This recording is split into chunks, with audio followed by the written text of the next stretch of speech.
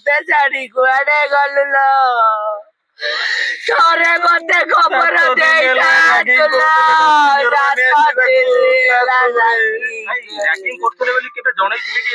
ମୋ ପୁଅ କିଛି କହେନି ଘରେ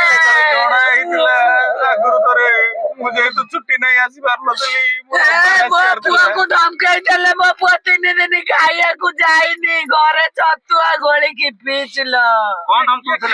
ତାକୁ କଣ ଧମକେଇଛନ୍ତି ମୁଁ ଜାଣିନି ମୋ ପୁଅ ସେଠିକି ଖାଇବାକୁ ଯାଇନି ଲୁଚିକି ଘରେ ଛତୁଆ ପିଏଇ ମୁଁ ବାହାରୁ ଶୁଣିବାକୁ ପାଇଲି ମୋ ପୁଅ ଛତୁଆ ପିଇକି ରହୁଛି ଖାଇବାକୁ ଯାଉନି ମୋ ଭାଇ ମାନଙ୍କୁ କହିଲି ଏଇଠି ଭୁବନେଶ୍ୱରରେ ଅଛନ୍ତି ଭାଇ ମୋ ପୁଅ ଖାଉନି ଛତୁଆ ପିଇକି ରହୁଛି କି ପିଲା ରାଗିକି କରୁଛନ୍ତି ଟିକେ ତା ପାଖକୁ ଯାଅ ସେ ତାଙ୍କ ସାଙ୍ଗ ମାନଙ୍କୁ ପଠେଇଥିଲା କିଏ କଣ ତାପରେ ମୋ ପୁଅ କହିଲା ବାବା ମୁଁ ଏବେ ଖାଉଛି ଯାଉଛି ଖାଇବାକୁ ଯାଉଛି ମୁଁ କହିଲି ଧନ ତୁ ଖାଇବୁ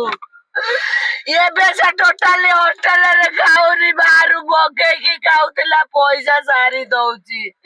ମୁଁ କହିଲି ବାବା କ୍ୟାଣ୍ଟିନରେ କାହିଁକି ଖାଉନୁ ବାବା ଲୋ ମୁଁ କ୍ୟାଣ୍ଟିନ ଖାଇବା ଭଲ ଲାଗୁନି ତ ସେଇଥିପାଇଁ ମୁଁ ଖାଉଛି କିଣିକି ଖାଇ ଦଉଛି ମୁଁ କହିଲି ତତେ ବ୍ଲାକମେଲ କରିକି କିଏ ପଇସା ନେଇ ଯାଉନି ତ ବାବା ମତେ ସତର୍କ ଧମକଉଥିଲେ ମାନସିକ ନିର୍ଯାତନା ସହିପାରିଲା ମୋ ଭାଇ କାହାର ରେପ ତ ସହିବନି ଲୋ ସିନିୟର ମାନେ ଆମେ ତ ଜାଣିନୁ ମୋ ଭାଇ ପଦେ ରେପ ତ ସହିବନି ଲୋ କଲେଜ ପିଲାମାନେ ବି କହୁଛନ୍ତି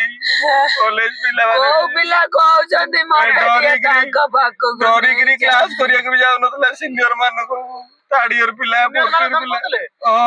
ନିର୍ଦ୍ଦିଷ୍ଟ କମ୍ପ୍ଲେନ କାହା ନାଁରେ ଦେଲେ ନିର୍ଦ୍ଦିଷ୍ଟ କମ୍ପ୍ଲେନ ମୁଁ କଲେଜ କର୍ତ୍ତୃପକ୍ଷଙ୍କ ନାଁରେ ଦେଇଛି ମୁଁ ତ କାହାକୁ ପର୍ଟିକୁଲାର ଚିହ୍ନିନି ସିନିୟର ମାନେ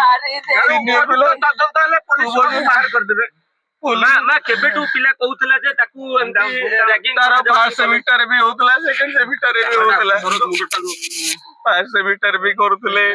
ସେଇଟାକୁ ମୁଁ କାଲି କହିଲି ଏଇଟା ଇଣ୍ଟ୍ରୋଡକ୍ସନ ମୋ ପୁଅ 1.5 ମାସ 2 ମାସ ହେଲାଣି ମୋ ପାଖକୁ 15 ମାସେ ପାଖାପାଖି ଯାଇଥିଲା ମୋ ପାଖକୁ ହେଲେ ମୋ ପୁଅ ଟିକେ ଡରିକି ରହୁଥିଲା ମତେ କିଛି କହୁନଥିଲା ମୁଁ ତାକୁ କାଉନସେଲିଂ କରି ପଠେଇଥିଲି ସେ ଖୁସିରେ ବି ଆସିଥିଲା